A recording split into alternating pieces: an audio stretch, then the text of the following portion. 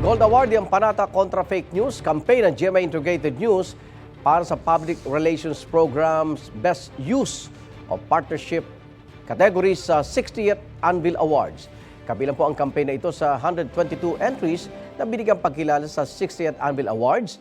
Si GMA Integrated News Regional TV and Synergy Senior Vice President and Head Oliver Victor B. Amoroso ang tumanggap ng parangal. Ang campaign ay pinangunahan ng GMA Integrated News kasamang 60 media organizations, universities at Commission on Elections. At dahil nasa top 3, nominado rin ang campaign sa Grand Anvil Award na pinakamataas na parangal na ginagawad ng Anvil. Layo ng campaign na matulungan ng bayan sa pamamagitan ng paglaban sa mga peking balita at imulat ang mata ng marami para hindi mabiktima ng maling impormasyon. May problema sa disinformation, sa misinformation at in a whole, no, ang problema sa fake news.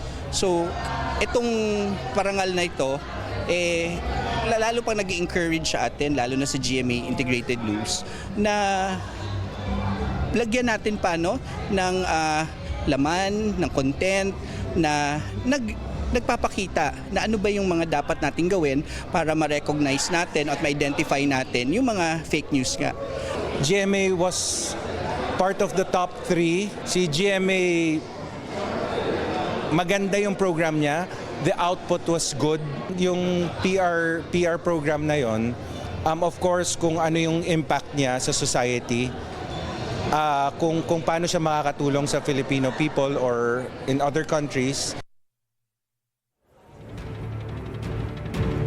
Igan, mauna ka sa mga balita, mag-subscribe na sa GMA Integrated News sa YouTube para sa iba't ibang ulat sa ating bansa.